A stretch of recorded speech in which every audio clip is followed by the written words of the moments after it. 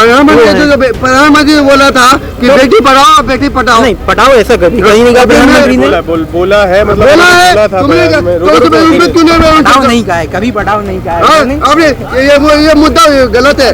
ये आपने बोला था, वो गलती से पढ़ाओ एक्सचेंज हो गया। इन्होंने कुछ रात में अयासी वाले कुछ सपने देखे होंगे, तो ये अपने ये राज्यसभा में आकर दे दिया। हमारे प्रधानमंत्री ने भी तो बोला था बेटी बचाओ बेटी पढ़ाओ, तो वो उनकी नहीं थी।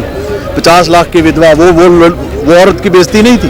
वहाँ पे आप ऐसे पूरा खोल के ब्रीफली फैमिली प्लानिंग को वो एक्सप्लेन कर रहे हैं, बिल्कुल सही नहीं मुझे लगा ये उनके हिसाब से। मतलब मैं खुद पर्सनली मैं फील करता हूँ कि बहुत ज़्यादा गलत किया। नमस्कार, स्वागत है आपका न्यू इंडिया न्यूज़ नेटवर्क पर। आपके साथ मैं हूं योगेश कुमार आर्या।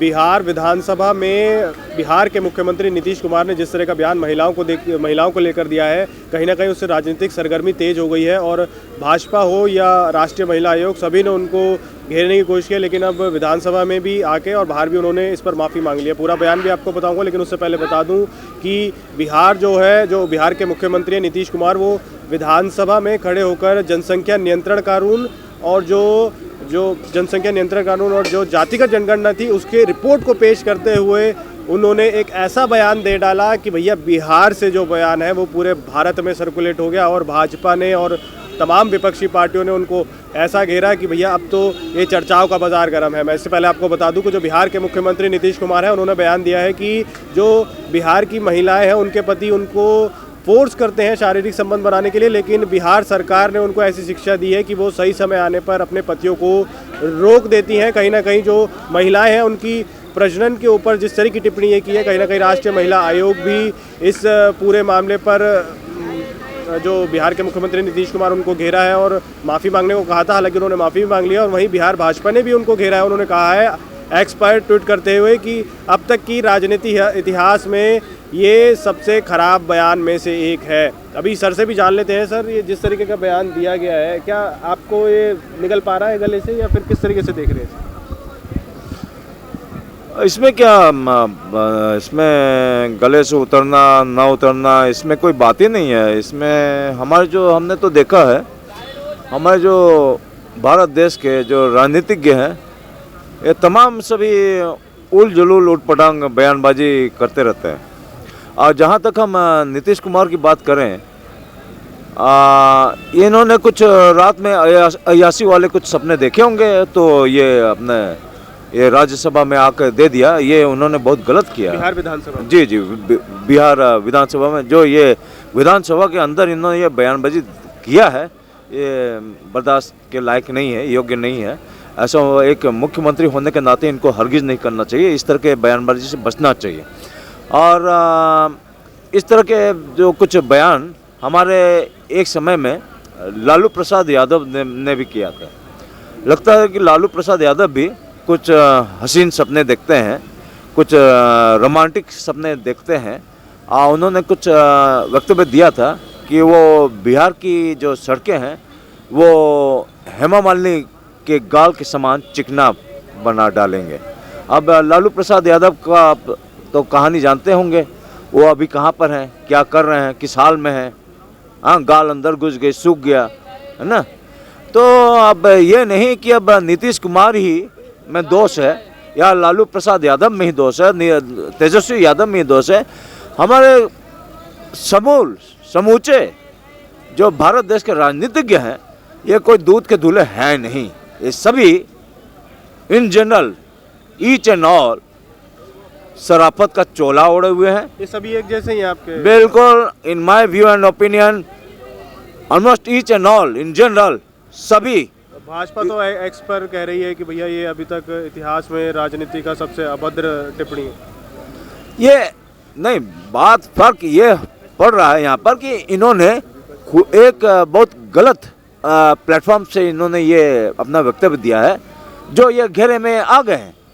आप अगर स्टिंग ऑपरेशन करेंगे पर्दे के पीछे, बाकी जो देश के जो नेता हैं, राजनीतिज्ञ हैं, वो पर्दे के पीछे क्या क्या हरकतें करते हैं, क्या क्या बात करते हैं, स्टिंग ऑपरेशन कर लीजिए, सबका असली चेहरा, असली रूप सामने आ जाएगा, असलियत सामने आ जाएगी।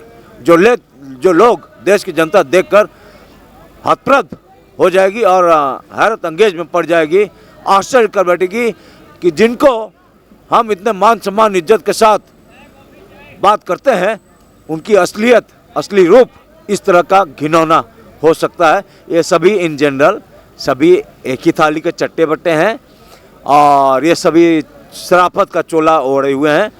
इनका इनको बेपर्दा करना, पर्दाफाश करना इनका असली चरित्र, आचरण और व्यक्तित्व इनका क्या है, ये अति आवश्यक, ये जिम्मेदारी देश की मीडिया का बनता है। विधानसभा में मुख्यमंत्री नीतीश कुमार ने, बिहार के जो मुख्यमंत्री हैं, उन्होंने महिलाओं के लिए एक बयान दिया है। उस पर जो राष्ट्रीय महिला आयोग है उसने भी आपत्ति जताई है। साथ में जो बिहार भाजपा है उसने भी कहा है कि इतिहास में पहला राजनेता ऐसा है जिसने महिलाओं पर ऐसी टिप्पणी करी है। क्या कहेंगे? गलती हुई है, उन्होंने ऑन रिकॉर्ड माफ़ी मांगी है और मतलब मुझे लगता है कि और अगर अच्छे से वे माफ़ी मांग सकते हैं और जिसको भी आपत्ति हो उसी से माफ़ी मांग लेनी चाहिए, खासकर महिलाओं से पूरे देश की उनको माफ़ी मांग लेनी चाहिए। सर, जातिगत जनगणना और जो ये जनसंख्या नियंत्रण कानून है उस पर बोलते हुए उन्होंने कहा है कि जो महिलाएं हैं बिहार में शिक्षित हैं इसलिए वहाँ जनसंख्या कंट्रोल में। आपको लग रहा है कैसे? नहीं, देखो वे तो अब उन्होंने एक अच्छा काम तो ये कराया है कि जनगणना जो कराई है वो उसके बहुत सारे डाटा और बहुत सारे आंकड़े निकल के सामने आए हैं। शिक्षा तो बहुत कम है बिहार में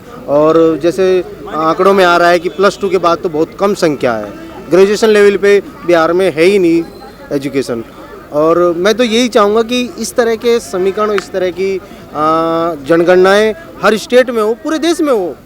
सेंट्रल गवर्नमेंट कराए इस चीज़ का, ये तो पेंडिंग चल रहा है, नहीं करा रही है, क्या वजह है सरकार जानती होगी। और हर स्टेट में होगी, हर युवा को इस चीज़ के बारे में पता लगेगा। और नेताओं को भी अच्छी बात है, हर पार्टी को नई पॉलिसी बनाने में, नए आंकड़ों के साथ में नई सुविधाएं होगी कि कहाँ कौन सी चीज़ें कब लागू करनी है, कितनी वहाँ देनी है, कितनी नहीं देनी है। 1931 का आंकड़ा हम लेके घूम रहे हैं जातीय जनगणनाओं का, किसकी कहाँ क्या हो रहा है, कौन गरीब हो गया, अमीर हो गया, चीज़ों में फेरबदल हुआ है ना। लेकिन आप भाई जो बयान दिया गया है कहीं ना कहीं मानते हैं कि महिलाओं के लिए आपत्तिजनक बयान है, आप भी इसकी निंदा करते हैं? उन्हीं के मुंह से निकला है, वे जिम्मेवार है और एक संवैधानिक पद पे बैठे हुए हैं, बहुत बड़ी पोस्ट है स्टेट की, वो अपने आप में मालिक है। और जितनी बार और जब जब उनको उसको मौका मिले उनको उसके लिए अपनी तरफ से माफ़ी मांग लेनी चाहिए। पूरे बिहार से नहीं, पूरे देश से मांग लेनी चाहिए। माफ़ी मांगने से आदमी छोटा नहीं होता है और बड़ा होता है। तो उन्होंने कहा है कि जो बिहार के पुरुष हैं वो शादी के बाद महिलाओं को जो रिलेशन बनाने के लिए फोर्स करते हैं, लेकिन बिहार की महिलाएं पढ़ी लिखी हैं, इसीलिए जो है वहाँ की महिलाएं सही समय पे अपने पुरुष को रोक लेती हैं। तो ये बयानबाजी क्या किस और लग रही है, ये मतलब टंग फिसल गई, क्या कहना चाह रहे हैं, क्या लग रहा है? टेक्निकल बात थी बहुत, और जो वे नहीं उसको संक्षेप में दे पाए, इसी वजह से ये सब रायता फैल गया है। और आपको क्या लगता है सर? क्या मैं बताया ना, ये बहुत टेक्निकल बात थी, जो एक मतलब मनोवैज्ञानिक या फिर एक डॉक्टर इसको अच्छे से एक्सप्लेन करता किताबी भाषा में, सही माने में तो कहे जाए तो ये किताबी भाषा में कहना था उनको, और वो उसका सही मतलब जाता और उसको ये सब चीज़ें नहीं होती फिर अगर उसको शाब्दिक करते हुए किताबी भाषा में देते डाटा के साथ। तो सर ने बताया कि नीतीश कुमार का जो बयान है कहीं ना कहीं कहना कुछ चाहते थे लेकिन बोल कुछ दिया। सर, नीतीश कुमार के बयान को कैसे देख रहे हैं आप? महिलाओं के लिए ऐसा अभद्र बयान दिया है, राष्ट्रीय महिला आयोग ने भी आपत्ति दर्ज करा दी है और साथ में बिहार भाजपा ने भी कह दिया है कि राजनीति में पहला ऐसा नेता हुआ जिसने इस तरह की टिप्पणी दी है। सर, बात देखो, जो उन्होंने बात बोली अगर उसको एलैबोरेट किया जाए तो पर्टिकुलरली महिलाओं की बेइज्जती नहीं है, वो गलत नहीं बोलना चाहिए था। अगर इसको तुम राजनीति की वजह से आप महिलाओं की तरफ ले जाओ, महिलाओं की बेइज्जती कर दी, ये कर दी, वो मत।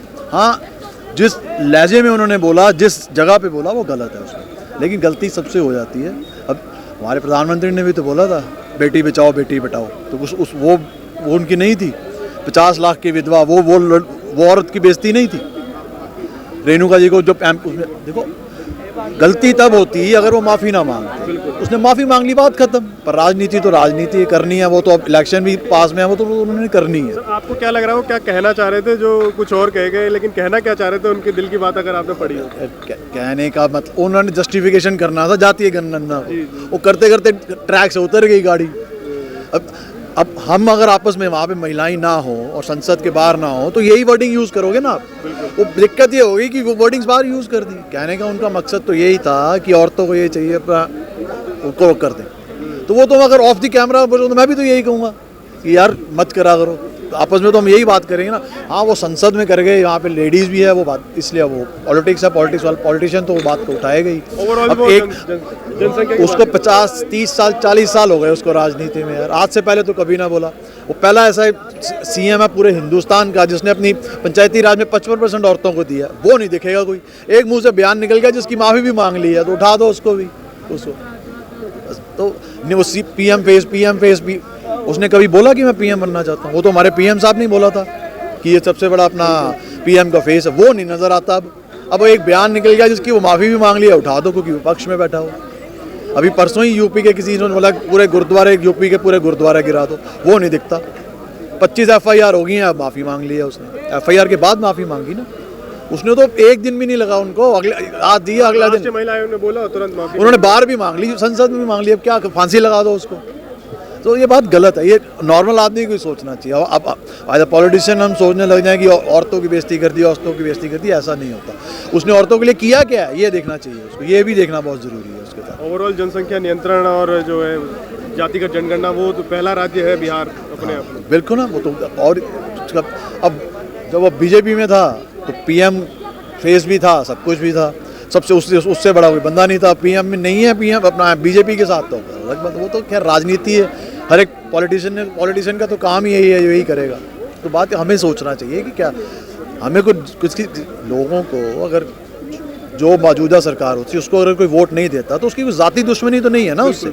अगर आज मैं बीजेपी को वोट नहीं देता हूँ इनके सपोज, तो इसमें ज़ाती दुश्मनी थोड़ा ना है। कांग्रेस को 70 साल लोगों ने वोट दिया, आप नहीं दिया, तो कोई ज़ाती दुश्मनी तो ही है। उनके कामों से नहीं है तो वोट नहीं देंगे, वो सिंपल सी बात। आप काम करो, सब वोट देंगे आपको। अब बिहार में उन्होंने जातिगत जनगणना कराई है तो उसका तो सभी सराह रहे हैं। हाँ, वो तो है ही। अब देखो, ये तो मेरी पर्सनल राय तो यही है कि ये होते ही जाति वाती ये सब करना ही गलत है। सिर्फ बेकाने की बातें हैं और कुछ नहीं है। अब सब कुछ तो संविधान में जब तुम्हें इक्वल राइट्स दे दिए हैं, सब कुछ दे दिए हैं, तो अब तुम कराने से क्या कर लोगे तुम? अगर मैं किसी का फ़ायदा 33% महिलाओं को दे दिया है, तो यार इसमें बिल लाने की क्या जरूरत है? वैसे ही दे दो ना। वैसे ही दे दो। क्यों बिल लेके आते हो? क्यों वेट करते हो जातीय गणना? दे दो आप। ममता जी तो 2 इलेक्शनों में दिया है ममता जी ने। तो ये सिर्फ जनता को मूर्ख बनाने वाली बातें और कुछ नहीं है। जनता मूर्ख बनती जा रही है।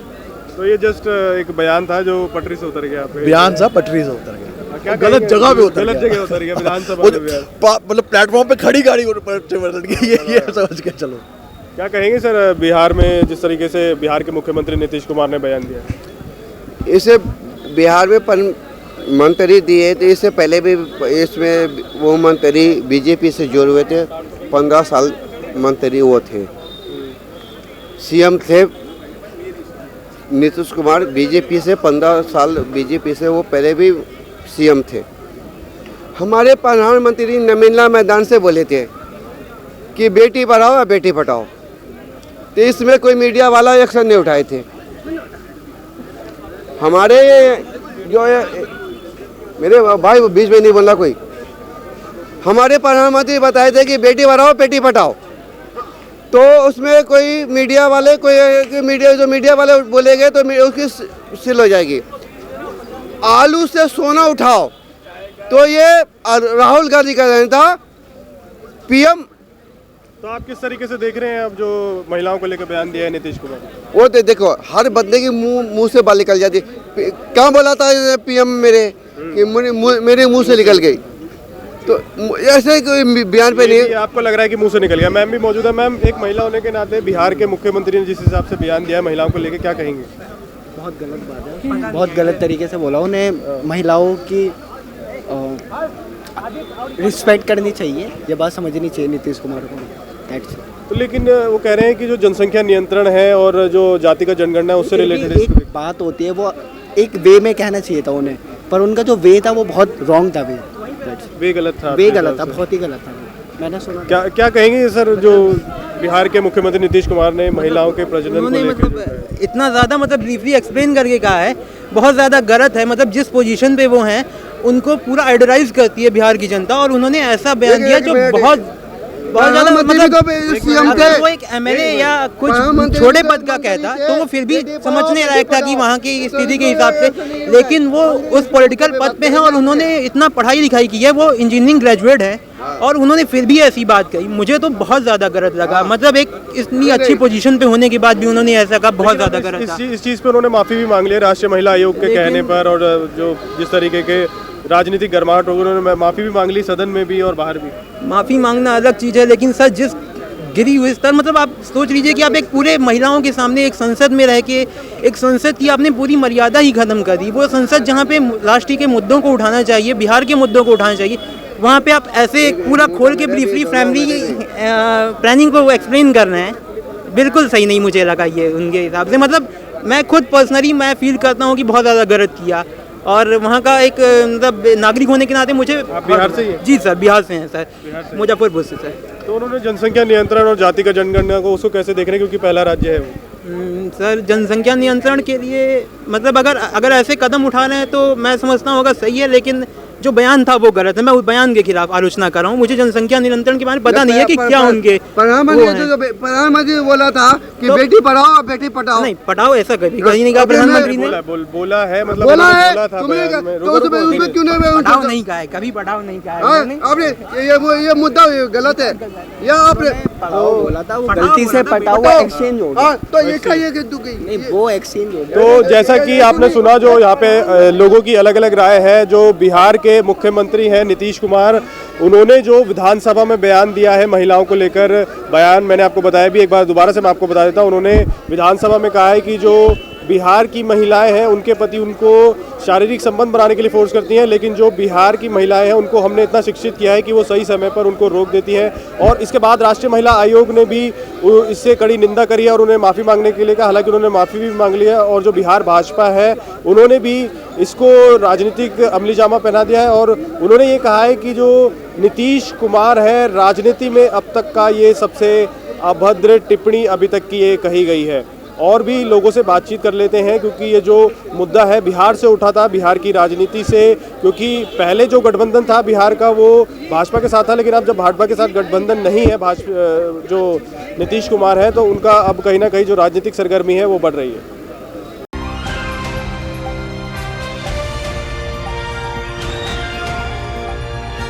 दिल्ली, हरियाणा, उत्तर प्रदेश, राजस्थान की हर खबर के साथ देखते रहिए न्यू इंडिया न्यूज़ नेटवर्क।